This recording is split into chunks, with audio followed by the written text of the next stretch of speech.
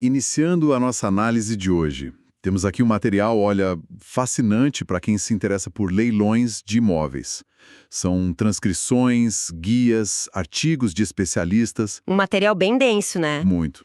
E o foco central de tudo isso é um documento que, assim, pode assustar um pouco no começo, mas é a chave de tudo. A matrícula do imóvel. É o RG, a ficha corrida da propriedade, como as fontes gostam de dizer. Exato. E a nossa missão aqui é justamente desmistificar essa análise. É aprender a ler a história que a matrícula conta.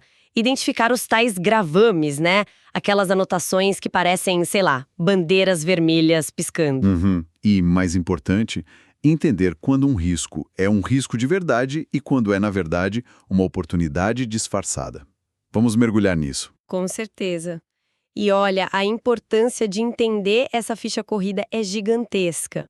Uma das fontes, inclusive, já começa com um exemplo real que dá até um frio na espinha. Conta aí. Um cliente arrematou um apartamento, tudo certo, pagou, mas ficou meses sem conseguir registrar o imóvel no nome dele. Nossa, e por quê? O motivo, uma anotação de indisponibilidade de bens que ele não analisou direito antes de dar o lance. Ou seja, ele comprou um problemão que podia ter sido previsto, sabe? Entendi. O trabalho que a gente vai fazer aqui, então, é fornecer a base para evitar isso. Exato. O objetivo não é decorar termo jurídico, é entender o que está por trás deles, as consequências. É isso que transforma um medo em uma estratégia calculada. Certo. Então, para começar, vamos alinhar o vocabulário. Todas as fontes batem muito em duas palavras. Registro, que vem com a letra R na matrícula, e averbação com AV. Sim, Parecem sinônimos, mas não são, né? Pelo que eu entendi, o registro é o ato principal, é o que de fato transfere a propriedade. Compra e venda, por exemplo. E a averbação seria tipo uma atualização de status no perfil do imóvel. Construiu uma casa nos fundos, o dono se casou, é por aí. é uma analogia perfeita. É exatamente isso. A diferença é crucial e está toda definida lá na Lei de Registros Públicos. A Lei 6.015, né? Isso, de 73. O registro R é o ato principal, como você disse. Ele cria, transfere ou extingue um direito real. É o que muda o dono. Compra e venda, doação, hipoteca. Ok. Já a averbação, AV, é um ato acessório. Ela não mexe no dono, mas atualiza as informações. Anota fatos que alteram o imóvel ou a situação dos proprietários. A construção que você falou é um exemplo clássico. Ou o cancelamento de uma hipoteca, ou, claro, a anotação de uma penhora. E um ponto que eu achei muito interessante nas fontes é que a matrícula não esquece nada, né? Não tem um botão de delete. Não tem de jeito nenhum. Ela é um registro histórico contínuo. Nada é apagado. As informações vão entrando em ordem cronológica. R1, AV2, R3. E formam uma corrente, uma linha do tempo. E se tiver um erro? Aí se faz uma nova verbação, uma AV de retificação, corrigindo a informação anterior. Isso garante a rastreabilidade de tudo.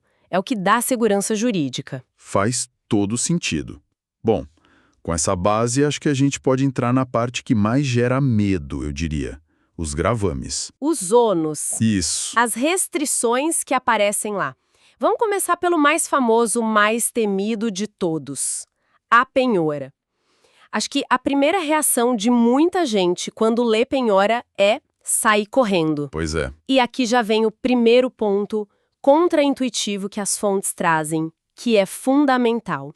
A penhora, sim, é o que garante o pagamento de uma dívida num processo. Certo. Mas, para um imóvel ir a leilão judicial, ele precisa obrigatoriamente ter, no mínimo, uma penhora registrada.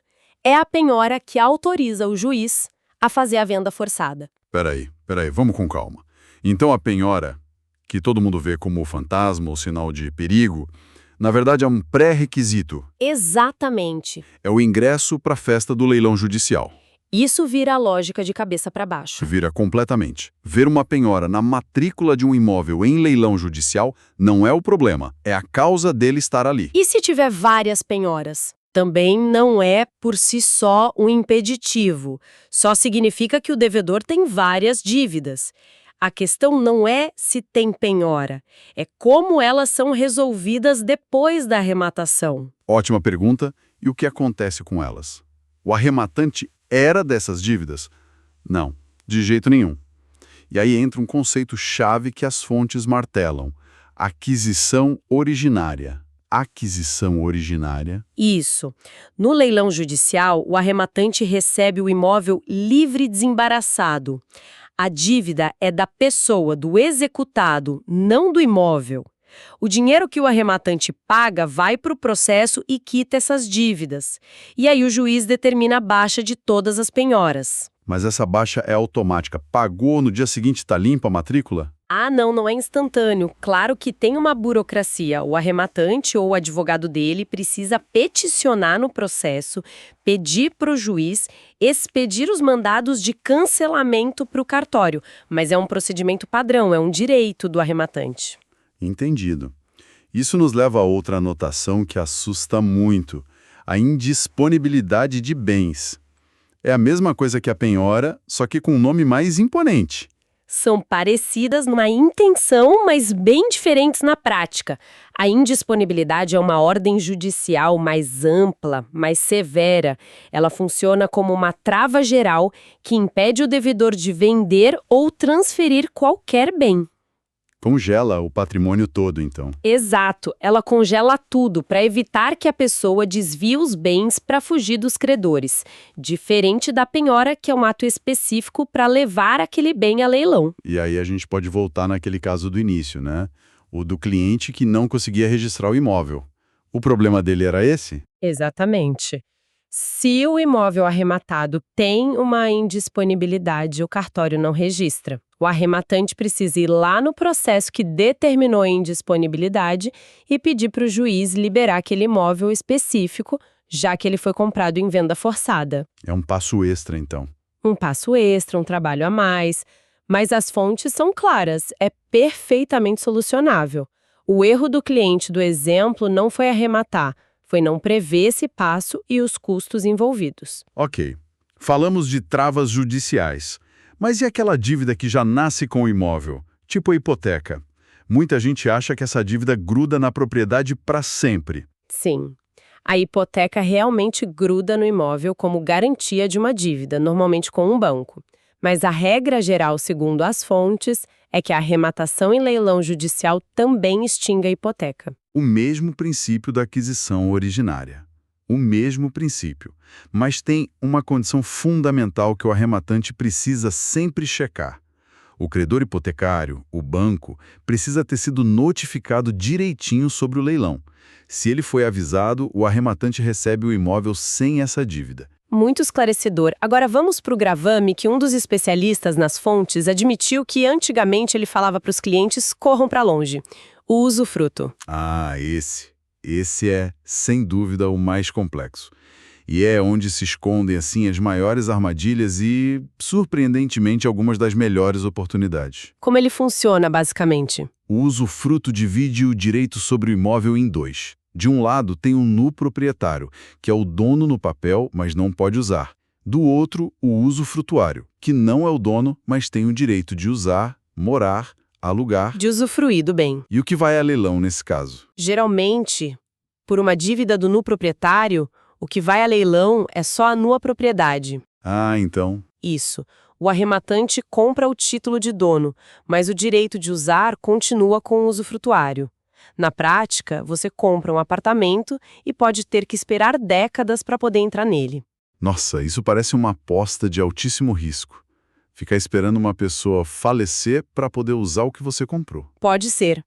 Por isso é vital entender os dois tipos que as fontes detalham. Tem o usufruto temporário, que tem um prazo para acabar. Aí é só ver na matrícula se o prazo já passou. Ok, esse é mais simples. E tem o que assusta todo mundo. O usufruto vitalício, que dura até a morte do usufrutuário. É aqui que mora o risco. E onde está o pulo do gato escondido aí? Qual é o pulo do gato? O pulo do gato das fontes é: não fuja sem investigar.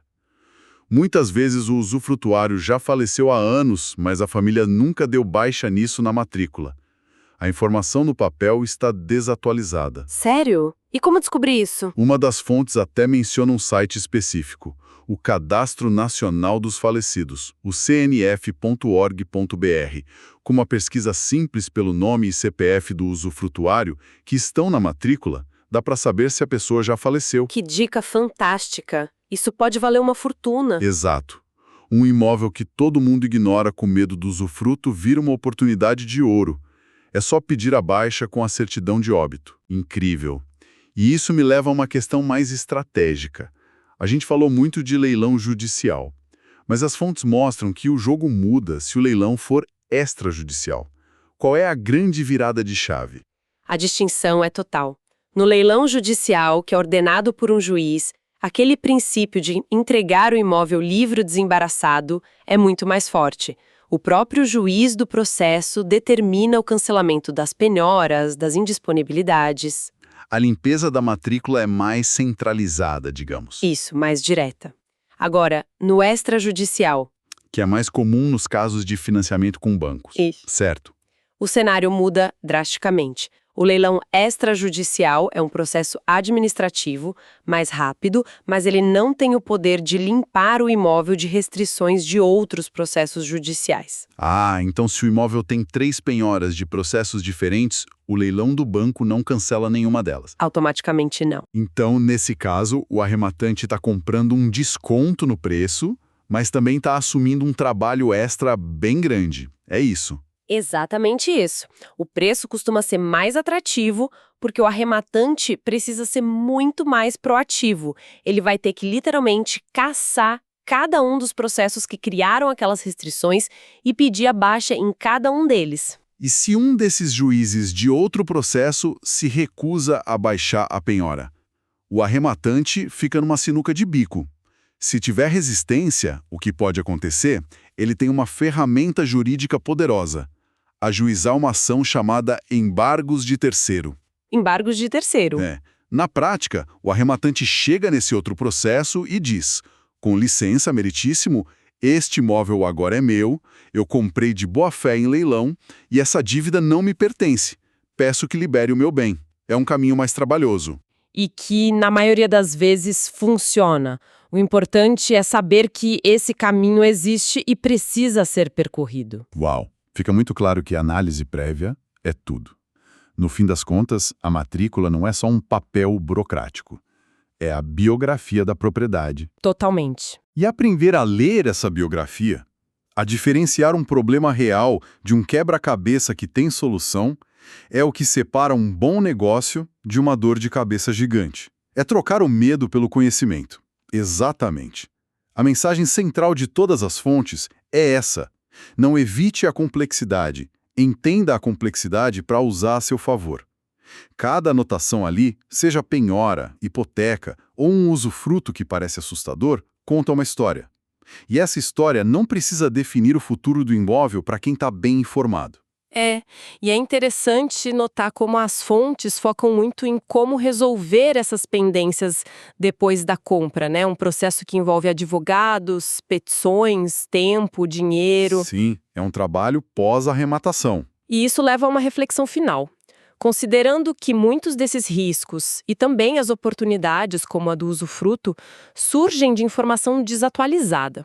Como a tecnologia pode mudar isso no futuro? Boa pergunta. Um registro de imóveis digital, unificado, em tempo real, ou até mesmo o uso de blockchain, será que isso mudaria o jogo?